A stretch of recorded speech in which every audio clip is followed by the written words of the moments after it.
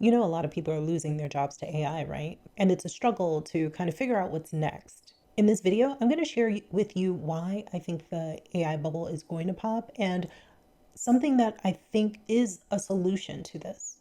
Right now, a lot of people are talking about the AI bubble and when it's going to burst. At the same time, you have businesses like Uber and Waymo leaning further into AI, but I really think that they're too late. For the first time ever, over half of total global venture capitalist dollars have gone into AI focused companies. And if you're a startup right now, you pretty much have to be in AI to get major funding. Mind you, most of the funding goes to already established firms.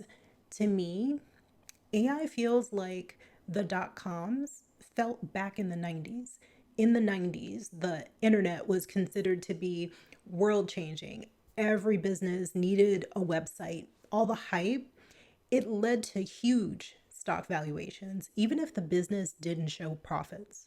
Right now, AI is seen as revolutionary across all industries. It's world changing. Every business needs to have AI, even if nobody asks for it. All companies are being valued at their potential impact. In the 90s, venture capital and public markets were in a frenzy about dot-coms.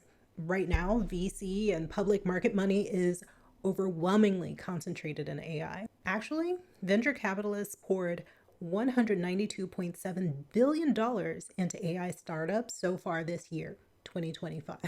Back then, companies had little more than a website and a business plan. Actual profits were rare. Now, AI startups are riding the hype, but most companies aren't seeing a return on their AI investments. MIT's report, The GenAI Divide, State of AI in Business 2025, reveals a chasm between investment in AI and measurable returns for businesses. Companies spent $30 to $40 billion on generative AI. However, 95% reported no positive impact on their profit and loss statement. They say the problem isn't the technology, but the learning gap. Generic solutions like ChatGPT and Copilot, they boost personal productivity, but they don't deliver at an enterprise level. Meanwhile, enterprise solutions, custom or even vendor sold, they're being rejected. Only 5% of custom AI pilots actually reach full production. The core issue behind the Gen AI divide, it forgets context. It doesn't learn, it can't evolve. For mission critical work, 90% of users prefer humans. The gap is structural. Gen AI lacks memory and adaptability. Remember, money is being poured into these generic solutions. That's while it's threatening to push young people out of entry level jobs, the people who can learn and adapt. Right now, the stock market is concentrated in AI. We are watching businesses boost their stock values with circular deals, like the one I mentioned in my video called This is the Hope I Didn't Know I Needed. It's the one where Microsoft invests in OpenAI. OpenAI spends that money on NVIDIA and AMD chips and then pays for Microsoft cloud services. NVIDIA and AMD make profits from chip sales to OpenAI. Microsoft earns cloud revenue, boosting its reported profits. In the 90s, the NASDAQ, it was crazy. It rallied all until it crashed. Valuations were based on earnings and profits that would not occur for several years if the business model actually worked, and investors were all too willing to overlook traditional fundamentals. The dot-coms failed to deliver profits. Then the market realized the hype wasn't sustainable, so the money dried up. Bank of England analysts are warning markets face sharp correction if mood sours on AI. If you think that we're not in a bubble or that we're in a bubble but it's not going to pop, then tell me why OpenAI appears to be adding free user monetization. I'm in the comments right now and I'm waiting for you to tell me that. Here's the thing, not every business went under when the internet bubble burst. You're watching this video on YouTube, and while YouTube wasn't a part of that hype, Google was. And it's one of the survivors. Hi, I'm Kina. Thank you for the well wishes on my 1 year YouTube anniversary. I want to apologize for the loud confetti pop. I realized that it startled a lot of you considering it followed my soft voice. Thank you to everybody who bought me a coffee, and thank you to everybody who shared my latest video. I truly truly appreciate your support. Right now, AI isn't showing us the value that it claimed to have. It's giving us content slop, it's giving us work slop. We need businesses who focus not on comfort, but on actual need. This is a great example of what I'm actually talking about. This is a Nigerian startup that actually solved a problem. I was on Zoom with a Nigerian developer who built a payment app that worked offline. How much have you raised? The Silicon Valley VC asked. Nothing, he said. I built it with $200 and my church's computer. The VC ended the call in 5 minutes. Not scalable, he said later. That same week, I watched a Stanford kid raise $3 million for an app that reminds you to drink water. That's when it hit me. We're not building the wrong technology.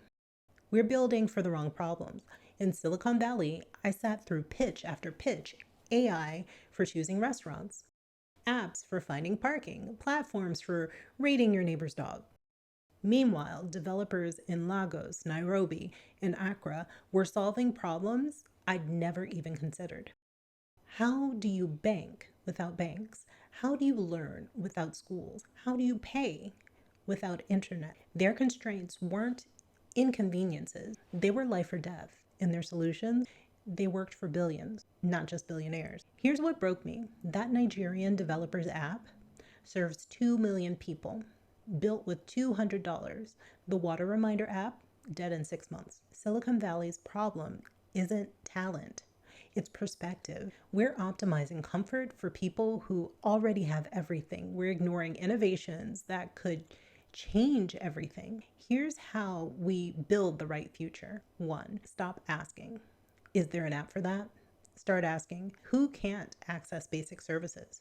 2, users in underserved markets are worth more than users who already have 200 apps. Build for necessity, not novelty. 3, the best solutions come from lived experience. Your team needs people who have survived without, not just thrived within. 4, if it works in Lagos traffic, Nairobi's power cuts, or Accra's internet speeds, it works everywhere. 5, true innovation isn't making easy lives easier, it's making impossible lives possible.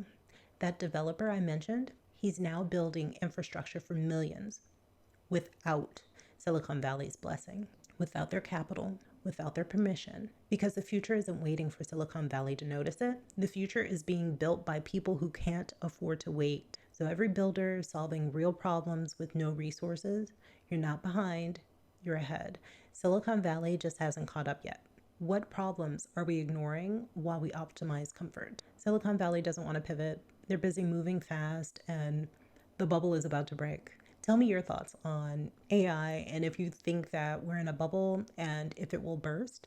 The conversation continues in the comments. Many of the articles that I reference in this video I found with Ground News. As always, the resources I used for this video are in the video description. I made sure to link them so that you can read them without a Ground News subscription. If you are interested in a discounted Ground News Vantage subscription, which gives you access to all of its features, the link is in my video description as well. Thank you so much for joining me today, and I will see you in the comments. Okay, bye.